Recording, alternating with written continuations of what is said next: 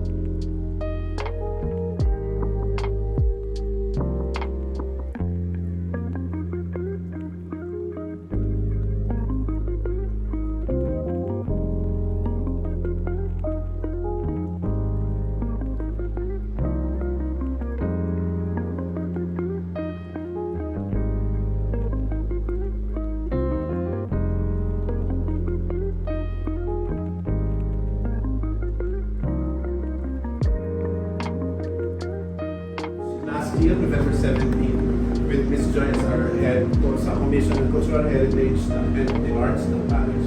So it was good that the then Parish Priest was a cultural heritage advocate. At sabi niya, meron naman tayong koleksyon. Sige, gawa ng museum. Saan po? Doon na lang. Anyway, so yun. So, yeah, ready din naman po. And nung naiporma, we were fortunate that we had Cherino and some of the National Museum people came. Doon nila na-discover ang ating painting. So yeah. Which is pagbibinya kay Cristo ni Juan Censo.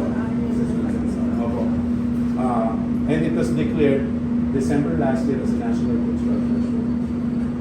It is painted sa yero. It's a GIC.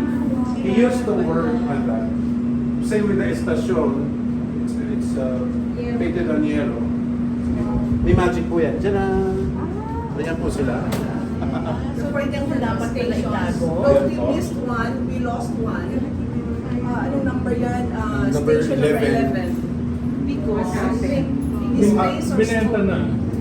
The paintings actually are recovered in a parish in that Talim Island in Binangonan and Cardona side. Then the bishop Bishop Gabi, ordered, sige, yung mga painting total, may record sa manayay gawa ng Taga-Angon and all. The people are the ones taking, they are the ones who would be. Di ba ito Spanish time? The estasyon is don't have date. Wala po sila. Spanish time. Kinga.